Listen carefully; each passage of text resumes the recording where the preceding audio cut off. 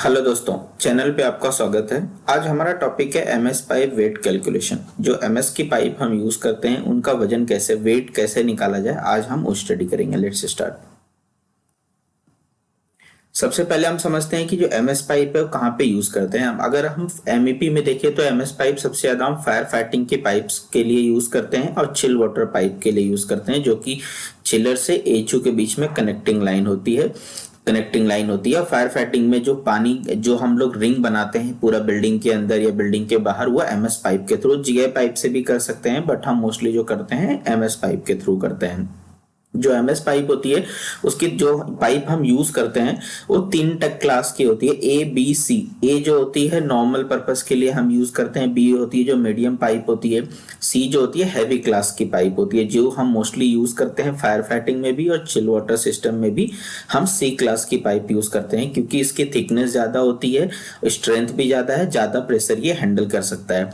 जो IS code हम use करते हैं टिल 150 डाया के लिए हम लोग आईएस 1239 यूज करते हैं और उसके ऊपर आईएस 3589 यूज करते हैं। ये इसकी थिकनेस के लिए डिजाइन किया गया है।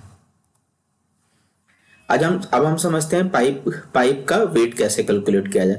पाइप का वेट कैलकुलेशन के लिए हमें तीन चीजें पता होनी चाहिए। पहला तो हमें जो पाइप है, पाइप का इंटरनल डाया क्या है, उसका एक्सटर्नल डाया क्या है और उसकी थिकनेस क्या है, क्योंकि ये थिकनेस जो होती है उससे बहुत चीजें चेंज होती हैं। अगर 40 mm का पाइप है, अगर क्लास सी का पाइप है तो उसकी थिकनेस अलग होगी, क्लास बी का पाइप है तो उसकी थिकनेस अलग होगी, क्लास ए का पाइप है तो उसकी थिकनेस अलग होगी, क्योंकि तीनों अलग अलग प्रेशर रेटिंग के लिए, अलग अलग प्रेशर हैंडल करने के लिए बने हुए हैं। तो आपको थिकनेस जानना बहुत जरूरी है। तो अब इसका वेट कैसे कैलकुलेट किया जाता है, तो एक फॉर्मूला है density equal to mass upon volume. ये सिंपल फॉर्मूला है। अगर हमें मास निकालना है तो वॉल्यूम पता होना चाहिए और डेंसिटी पता होना चाहिए। तो अब हम एक 40 mm की पाइप के लिए हमें एग्जांपल करेंगे। माना कि इनर डाया हमारा 40 mm है, जो अंदर का पाइप है इसका डाया 40 mm है, जहां से पानी फ्लो होगा, और उसकी थिकनेस 3 mm है।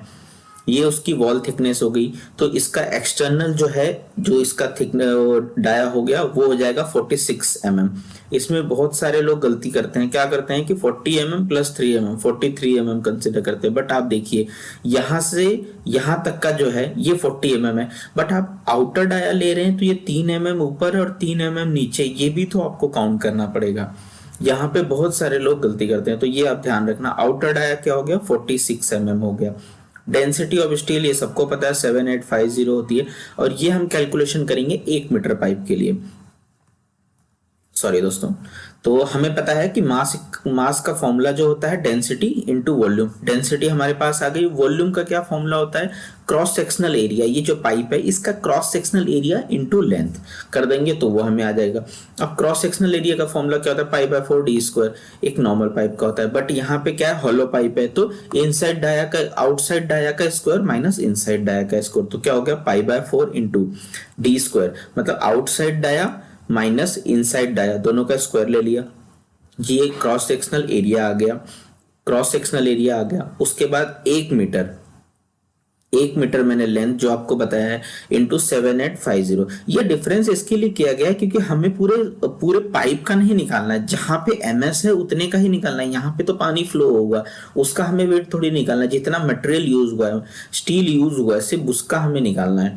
इसके लिए pi by 4 DO minus D I square कर दिए इंटू 1 मीटर में कर रहे हैं तो 1 मीटर 7850 आ गया। तो ये कैलकुलेट करेंगे तो 3.1797 केजी आ जाएगा। मतलब कि आपका 40 mm का पाइप है जिसकी थिकनेस 3 mm है, उसका 1 मीटर पाइप का जो वेट होगा 3.1797 केजी होगा। तो इस तरीके से आप किसी भी पाइप का क्या नाम जो वेट है वो निकाल सकते हैं। ये बहुत जरूरी है क्योंकि जनरली जब आप एस्टिमेशन करते हैं तो आपको पाइप के पर मीटर रेट पता नहीं होंगे, बट अगर केजी आपको पता है तो आप तुरंत ही कैलकुलेट कर सकते हैं। एनी पॉइंट ऑफ टाइम आप किसी भी पाइप का जो प्राइस है वो एक अप्रॉक्स प्राइस जो है वो आप बता सकते हैं। थैंक यू दोस्तों। अगर वीडियो अच्छा लगा तो आप लाइक करें, शेयर करें, सब्सक्राइब करें। थैंक यू दोस्तों।